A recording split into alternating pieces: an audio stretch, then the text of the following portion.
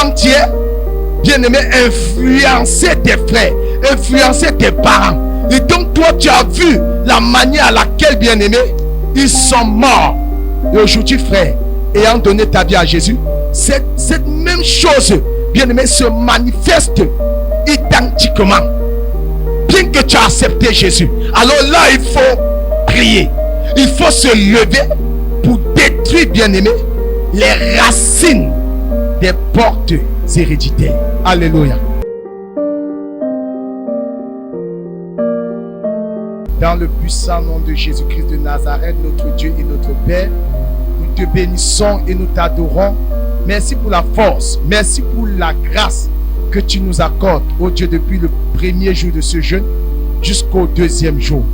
Père, nous venons encore, Yahweh, pour vouloir écouter, ô Dieu, ce que c'est que réellement, ô Dieu, les portes de la mort, ce qui engendre, ce qui donne, ô Dieu, accès à l'ennemi de pouvoir éternel, notre Dieu, entrer et contrôler, ô Dieu Père, nos vies. Saint-Esprit, nous te supplions, parle-nous encore, fais tomber le voile de nos yeux et accorde-nous la grâce et la capacité de les connaître afin de mieux, oui, nous tenir dans la prière. Car la Bible dit, mon peuple périt par faute de connaissance. Seigneur, que ta connaissance, Seigneur, nous donne encore le dessus sur les ruses du diable au nom de Jésus-Christ. Amen. Alléluia. Je nous resalue encore dans le nom de Jésus-Christ de Nazareth. Alors, bien-aimés, c'est le deuxième jour de notre jeûne et nous venons renverser, bien-aimés, les portes de la mort. Nous venons fermer les portes de la mort. Alléluia. Déjà, ce qu'il faut comprendre, frères et sœurs, dans le Seigneur, lorsqu'on parle de l'esprit de mort, c'est tout esprit, frères et sœurs, qui vient empêcher les plans et les desseins de Dieu de s'accomplir dans ta vie. C'est tout ce qui vient, bien-aimé, en opposition à la volonté de Dieu dans la vie du chrétien. Je reprends. Lorsqu'on parle de l'esprit de mort, c'est un esprit qui vient court-circuiter, qui vient retarder, qui vient empêcher, avorter les projets et les plans de Dieu dans la vie du chrétien. Amen. Maintenant, frères et sœurs, toi-même, par ton ignorance, tu peux inviter la mort, l'esprit de mort, de prendre contrôle de ta propre vie, de s'asseoir, bien-aimé, dans ta vie et de contrôler, manipuler, détruire les projets de Dieu dans ta vie. Parce que, frère, ton ignorance n'empêcherait pas au diable de posséder ou de contrôler, bien-aimé, les portes que toi tu l'as laissées inconsciemment. Amen. Alors ce soir, frères et sœurs, la Bible dit quelque chose de très important. La Bible dit dans le livre, frères et sœurs, de Lamentation chapitre 5 à son verset 7, que nos pères ont péché, ils ne sont plus, mais c'est nous qui portons le poids de leurs iniquités. Ça, bien aimé, c'est un esprit de mort qui passe ou qui influence la vie du chrétien lorsque celui-ci ait donné sa vie à Christ et n'a pas brisé, frères et sœurs, les liens des esprits ancestraux. Alléluia. Ça veut dire que si tu donnes ta vie à Jésus, tu reçois et tu acceptes Jésus-Christ comme Seigneur et Sauveur, bien aimé, il y a un travail de fond à faire. Il faut prier pour renverser, bien aimé, un certain nombre de choses, bien aimé, qui hier ou avant-hier, bien aimé, influencer tes frères, influencer tes parents. Et donc toi tu as vu la manière à laquelle, bien aimé, ils sont morts. Et aujourd'hui, frère, ayant donné ta vie à Jésus, cette même chose, bien aimé, se manifeste identiquement. Bien que tu as accepté Jésus, alors là il faut prier. Il faut se lever pour détruire, bien aimé, les racines des portes héréditaires. Alléluia. Ceci est visible, bien aimé, dans le livre de Genèse. La Bible nous parle de l'histoire d'Abraham. Alléluia. La Bible dit que Abraham avait pour femme Sarah. Amen. Sarah ne faisait pas d'enfant jusqu'à ce que Dieu a eu compassion et miséricorde d'Abraham Et Dieu les a bénis après 25 ans de stérilité. Bien-aimés dans le Seigneur, ici on voit que l'esprit de mort dans la famille bien-aimée ou la descendance d'Abraham, c'était quoi? La stérilité. Amen. Il a fallu que le Seigneur lui-même intervienne, que le Seigneur dans sa grâce, bien-aimé, délivre Abraham après plusieurs promesses, après, bien-aimé, des temps de prière. Alléluia. Dieu s'est levé et Dieu a eu compassion de lui. Mais ce n'est pas tout. Dieu a béni Abraham avec son fils qu'on appelle Isaac. Isaac également a vécu la même situation que son père et sa mère. La Bible dit dans le livre de Genèse chapitre 25, à partir du verset 21, la Bible dit quoi? Isaac s'est marié à 40 ans et il a pris pour épouse Rebecca. Rebecca était aussi stérile. Est-ce que vous voyez ce que je suis en train de vouloir vous faire comprendre? Isaac, bien qu'il était le fils de la promesse, l'héritier d'Abraham, celui que Dieu a dit à Abraham, je ferai de toi une multitude, je te donnerai, oui, ton fils, le fils de la promesse.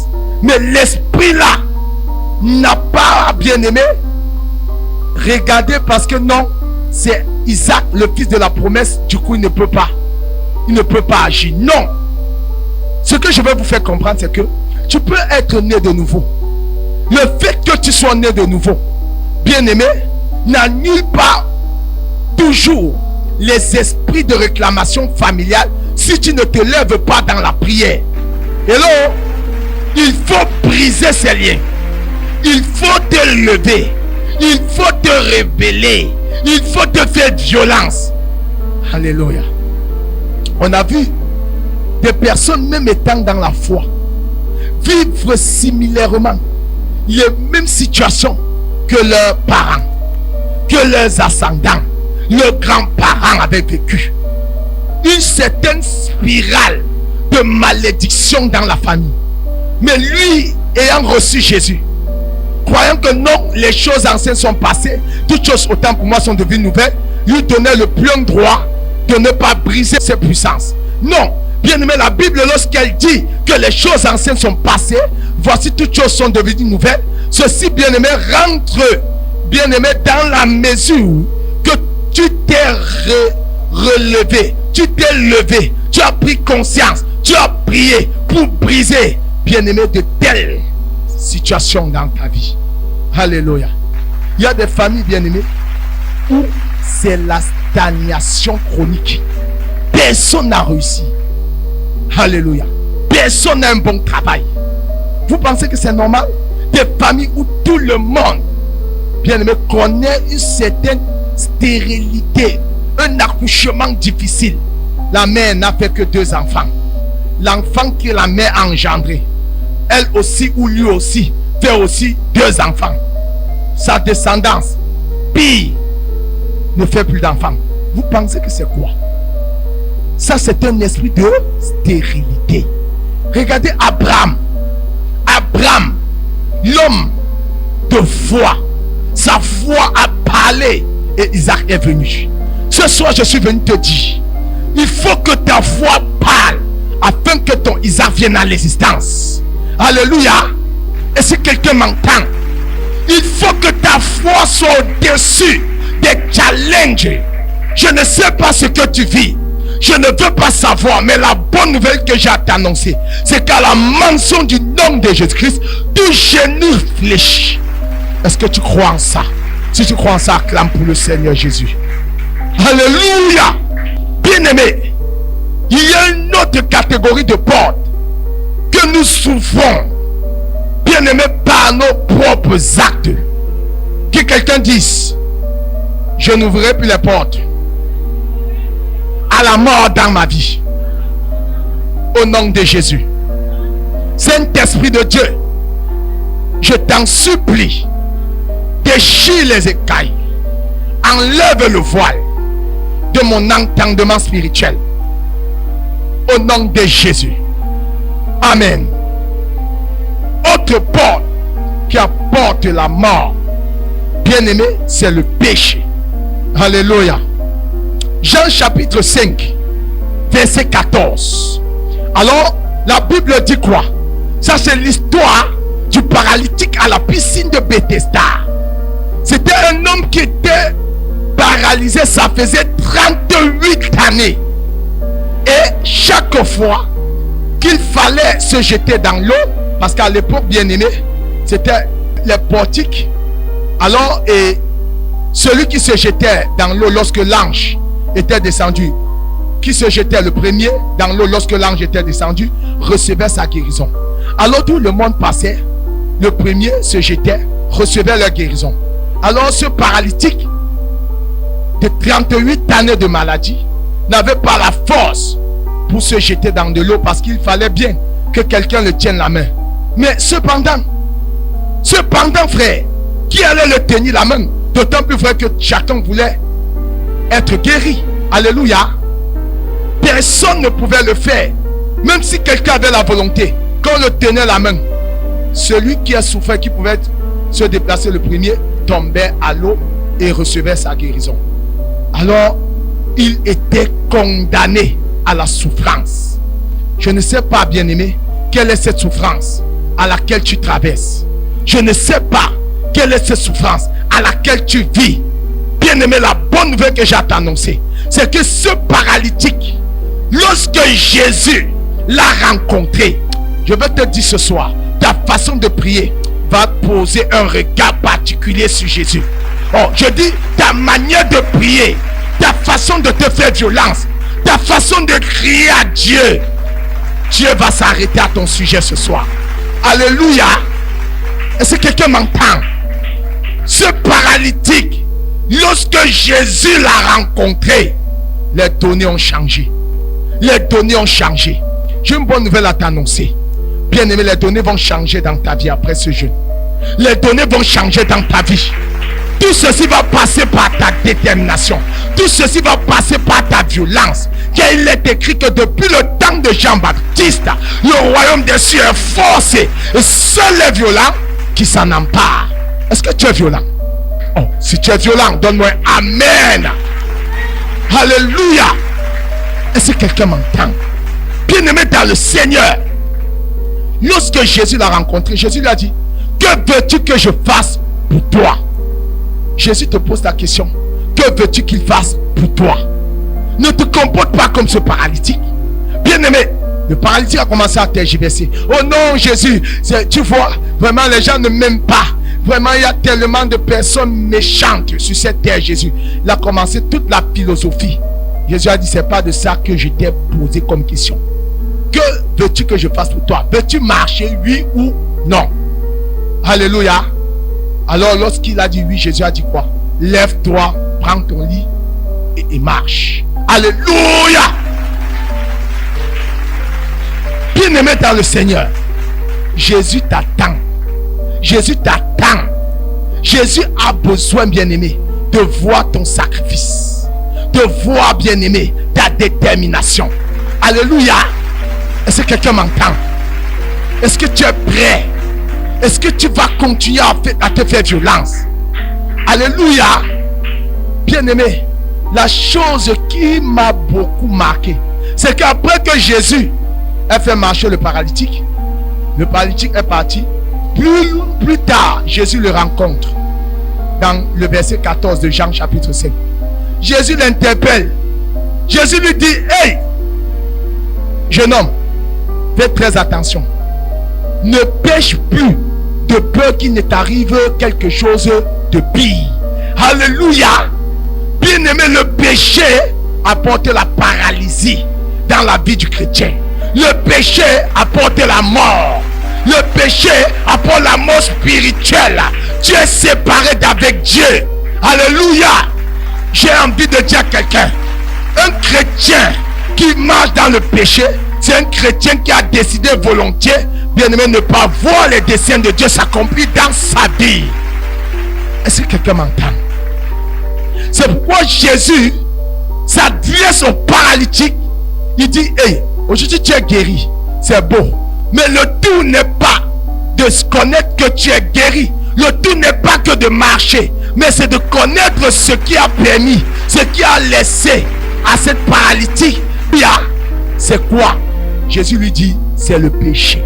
C'est quoi? Jésus dit, va et ne pêche plus, de peur qu'il ne t'arrive quelque chose de pire. Alléluia. Donc, tu peux pas prier si tu ne sais pas que le péché non seulement te sépare de Dieu. Si tu ne répares pas ta communion avec Dieu, je te rassure, le péché non seulement te mettra dans une décommunion avec Dieu, bien-aimé, seulement cela va aussi produire quoi? La mort éternelle. Alléluia. Est-ce que vous savez que le diable rôde comme un lion rugissant et cherchant qui dévorer? C'est quoi la Bible dit quoi? Résistez-lui d'une foi ferme. Alléluia. Résistons-lui. Alléluia. Avec une foi comment? Ferme. Peuple de Dieu, j'ai envie de te dire, frères et sœurs, lorsque Jésus disait cela, qu'il rôde comme un lion rugissant, ça veut dire quoi? Le diable est aux aguets. À chaque fois que tu vas prier, si tu ne travailles pas ton caractère, si tu ne te sépares pas, bien-aimé, de ce péché-là, rassure-toi, tu serais en train de perdre ton temps. Et tu croirais que Dieu t'a oublié. Tu croirais que la puissance de Dieu est inactive pour toi. Ou alors la puissance de Dieu n'est plus d'actualité. C'est faux. Hello. Hello. C'est pourquoi dans Jean 15 à son verset 14, Jésus dit quoi? Si vous m'aimez, gardez mes commandements. Si vous m'aimez, gardez mes commandements. Tu aimes Jésus, ma soeur? Tu aimes Jésus, mon frère? Alors garde ses commandements. Alors bien-aimé, mets en pratique ses commandements. Alléluia. Voilà une autre porte qui attire la mort. Amen. Autre troisième point, bien-aimé, c'est la précipitation sans consultation. Est-ce que quelqu'un me comprend? La précipitation sans consulter Dieu. Lorsque tu es un chrétien précipité, tu feras des choses, bien-aimé, qui te coûteront cher. Tu poseras des actes, bien-aimé, qui te coûteront cher. Alléluia. Vous savez, frères et sœurs, je dis souvent aux chrétiens, ce n'est pas parce que tous nous prions en langue que nous avons le même degré d'onction aux yeux de l'Éternel, où nous avons, bien-aimé, les mêmes grades, le même revêtement. Hello, ce n'est pas vrai. Ce n'est pas tous les hommes en tenue qui ont le même grade. Amen. Mais quand on les voit tous dans leur tenue, on sait que voilà un militaire. Voilà un homme en tenue. Mais seuls ceux qui connaissent, bien-aimé, identifier, reconnaître les grades, peuvent différencier un caporal d'un sangalon, un caporal chef d'un caporal, un sergent chef d'un sergent. Ils sont tous des hommes en tenue, mais ils n'ont pas le même pouvoir. Le même pouvoir d'ordonner, de recommandation. Alléluia. Là où, frères et sœurs, le caporal chef parle, le caporal ne peut pas parler. Et qui sont tous des hommes en tenue. Pour vous dire quoi? Faites attention. Alléluia. Alléluia. Et on voit cet exemple avec Aaron et Myriam. Alléluia. Myriam a été frappée de l'air parce que ils ont cru que non, Moïse étant le cadet, alors dans le règne spirituel, certainement elles ont plus de pouvoir, d'autorité que lui, car c'est leur cadet. Alléluia. Et ils sont leurs aînés. Alléluia. Erreur. La Bible dit quoi? Jésus, Dieu leur a fait appel à la tente d'assignation. Dieu leur a dit quoi? Hey, faites attention, Myriam et Aaron. Vous là, je vous parle pas des énigmes, pas des songes, mais Moïse, mon serviteur, il est fidèle dans toute ma maison. Au-delà d'être fidèle, il voit ma représentation. Alléluia. Est-ce que quelqu'un m'entend? Alléluia. Bien-aimés dans le Seigneur, on peut prier tous, peut-être de la même façon, mais on ne sera pas exaucé de la même façon. Alléluia. Et on ne serait pas forcément exaucé le même moment. Amen. Est-ce que quelqu'un m'entend? Donc faites très attention. J'ai vu des gars remplis d'esprit et qui sont eux-mêmes partis se créer des problèmes, disant que non, comme j'ai le zèle, Jésus a dit tout lieu la plante de mes pieds foule, je prendrai en possession. Ils sont levés, ils sont allés dans leur village, s'attaquer, bien aimé, aux hôtels du village. Ils se sont levés contre les esprits du village. Ils sont arrivés là-bas sans ordre divin. Alléluia. Sans aucune orientation divine. Dieu ne leur avait pourtant rien dit. Par précipitation, par zèle amer. Bien-aimés, ils sont partis faire des choses. Ils ne sont plus rentrés. D'autres sont morts sur le champ. Je dis, étant chrétien, priant en langue, né de nouveau, baptisé du Saint-Esprit, frère, tu as besoin pour faire certaines choses. Alléluia. Pour même des fois prier pour quelqu'un. Frère, ne te précipite pas. Il faut que tu entendes Dieu. Il faut que Dieu te donne la directive. Bien que tu aies entendu, il faut qu'il te dise le moment. Il faut qu'il te donne les détails, la précision. Alléluia. Est-ce que tu m'entends? Sinon, tu vas attirer la mort, l'esprit de mort dans ta propre vie. Est-ce que tu as compris ça? Est-ce que tu as compris ça aujourd'hui? Je veux te dire quelque chose. Le résumé de tout ça. Ne fais rien par toi-même. Ne fais rien pour plaire à quelqu'un. Fais toutes choses par l'orientation divine. Amen. Ce jeûne que nous prenons, c'est sous la conduite et l'orientation du Saint-Esprit. Amen. Alléluia. Alors si tu as compris cela, je vais te dire, parce que tu sais ces choses, alors mets-les en pratique, car ta bénédiction découlera de ta façon de pratiquer ce qui est dit par le Saint-Esprit aujourd'hui. Que l'Éternel vous bénisse. Amen. Jésus était la parole. Il savait la parole. De même que Satan connaît aussi la parole. Ne manquez pas l'émission Gospel avec le prophète Armel Kenyé sur Gas TV. Si tu n'as pas le caractère de Christ, bien que tu meurs, tu vas en enfer, car le caractère est introduit dans la nature de Dieu. Sur Gas TV, tous les dimanches dès 9h. Impudique, escroc, malhonnête. Restauration divine, votre émission de prière. Je n'espère que tout ce que tu touches réussisse au nom de Jésus. Amen. De délivrance et de libération exclusivement sur Gas TV. Parce que le caractère n'a pas changé. Rejoignez-nous pour une expérience spirituelle enrichissante. Je dis au nom de l'Éternel des armées. Avec des témoignages, des chants. Quand tu viens au Seigneur Jésus, laisse que la parole de Dieu transforme ta vie. Et des enseignements inspirants. Quelle est l'onction de Dieu qui te pousse à mépriser les gens? Partagez avec vos proches et rejoignez le ministère du Salut. Pasteur qui tu es. Suivez les programmes du ministère du Salut en continu sur nos plateformes Facebook et YouTube. N'oubliez surtout pas de liker et partager.